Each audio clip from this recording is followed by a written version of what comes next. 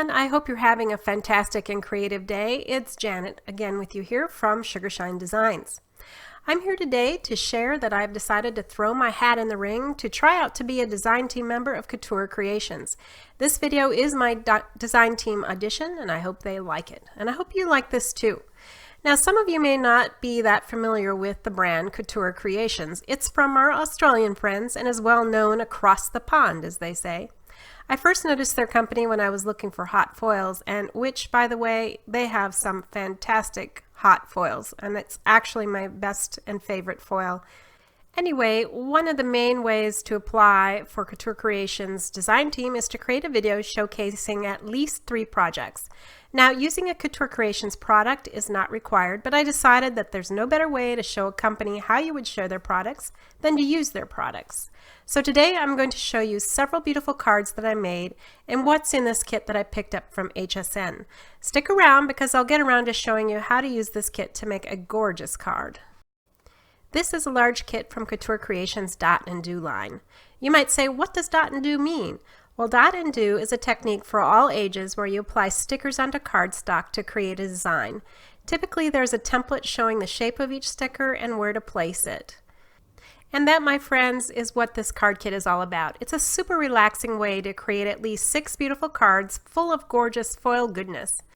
The finished result looks complex, but this is not a hard technique at all. In fact, these kits would be awesome to share with older children and adults of all ages and abilities, especially if they could benefit from practicing their fine motor skills. So let me show you what's in the kit that was used to create the cards you saw in the beginning of this video. There are 2 kits included in the HSN offering, and each kit can make at least 3 cards. The first kit is called Purple Flowers and the second is called Purple Cake. Each kit has a decoupage sheet and there are images to create 3 separate cards, and each image has 4 to 6 pieces that go one on top of the other as a layered image, and it creates this beautiful 3D effect. You also get a large piece of cardstock. This is just extra. You can use it for extra mats, or you can use it to cut words out, whatever it is that you'd like to do. And then you get 3 templates. Now these are panels with a gray pattern on it. And these patterns are shapes which match the stickers that you're going to place on top of them. And this is how you achieve the beautiful foiled look from the kit. Each kit includes 3 envelopes and 3 pieces of cardstock that, when folded in half, create your card base. All the included cardstocks are very rich in color, heavy and textured. And so this is the first kit, and it's called Purple Flowers. The second kit is called Purple Cake, and so purple is the order of the day, which is perfect for me because I love purple. But this includes the cake images for actually 3 different cards, one using the irises, one using cake, and one using the cupcakes made with flowers. And these just pop right out with your fingers and are easy to stack on top of one another. Also included is this large piece of green cardstock.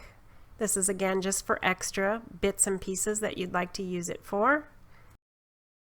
Here are the 3 square-shaped templates that are included in this kit, and again you're going to find matching shapes in the foil stickers that will create the foiled look, including these pretty music notes. Then again we have 3 envelopes that will fit the size of these cards, and last, the cardstock that when folded will make the card base. Now here are the foiled sheets that go with this kit. I have 8 of them here, and I'm just going to show them real quick, and you can see that there's all these shapes included with these sticker sets. You receive 2 sheets of silver and then 3 sheets in various shades of purple and 3 sheets in various shades of green. And then within each sheet you've got all these different shapes of stickers, and you just match the stickers up with the template and apply them so that you then create the beautiful foiled patterns and images. Before we begin working with the stickers, I'd like to show you a step that I think is helpful first. What I recommend is taking off the excess foil on each sheet, and you do that by just starting up in the corner and then very carefully starting to pull it back. And what this will do is take off the excess sticker material but leave all the little stickers on the backer sheet.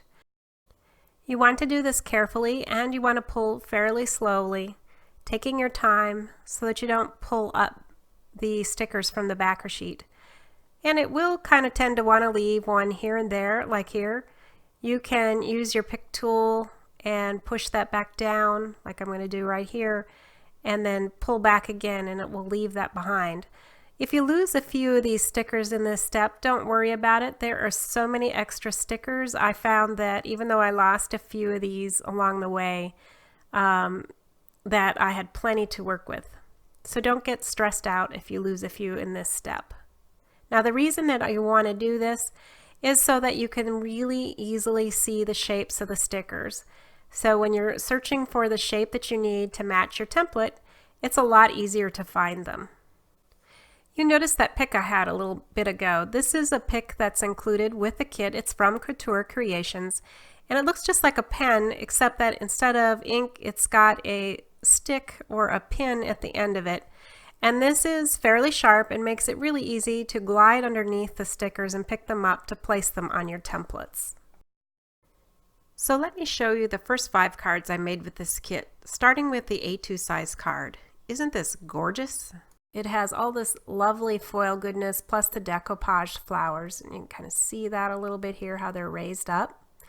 I used some distressed oxide ink and a crackle stencil and applied some ink and in 2 different colors here to create that background look. And then I used some flat packed hearts, some sequins, and some gems just to glam it up a little bit even more. Let's take a look at the second card. This one is really gorgeous too. It is split into 2 different panels, and it has the gorgeous foiling around the sentiment that I put on after I was done, the decoupage flowers, and also the trim around the edges to create the frame. I used a stencil and some silver glaze here and then applied the rose over the top of it. Then I stamped and heat embossed this sentiment using silver embossing powder. Really turned out gorgeous. I love this card. It might be my favorite actually. Here comes the third card, and this features the foiling, of course, and a decoupaged wreath. I applied the oxide ink and stamped the little fairy here before I applied the decoupage.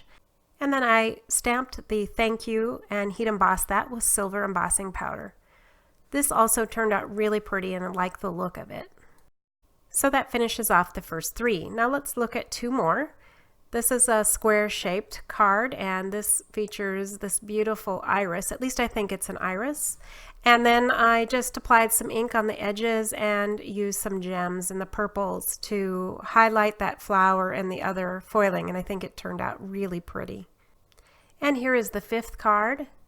This has that gorgeous little cupcake with the flowers in it. And what I did was cut out the center of the panel with a die and then applied a silver bow and a button made of rhinestones there. Used a little oxide ink in the corners and applied it. This also just turned out so pretty. And so there you have it. There are the first 5 cards. So what I'd like to do now is show you how to make the last card. So to start off with, we've got our template, and again this is that gray template that we're going to use to apply our stickers to. To start off, we're going to pick a shape on the template and find it in the sticker sheet. So I'm going to look for this oval piece right here. And here it is in this green color. So I'm going to pick that up and place it on the template. So you can see how simple that was. Really easy to do. Let's try another shape. I'm going to find this flower shape right here. It again is in this green sheet. And I'm going to pull that off and apply it right there. Just put it over the area I want and press it down. Let's do it again. We'll pick one up by sliding my pick underneath that sticker, coming over to the template, placing it and pressing it down. Let's try another sheet, and I want to show you how I learned to use my pick. I think the easiest way to handle it, instead of holding it like a pen like that, instead hold it more horizontally like this. It's easier to pick up the piece, and then you don't have to move your hand at all as you press that over your template shape over here. And when you find it where you want to put it, just put your finger down and press and move your pick out of the way. It's that simple. So slide it under there, grab it with your index finger a little bit to stick it to that pick, press down, and take your pick away. And this is the whole technique that you use until the entire template is covered. It's super relaxing, it's super fun, and I really enjoyed covering these templates with the stickers.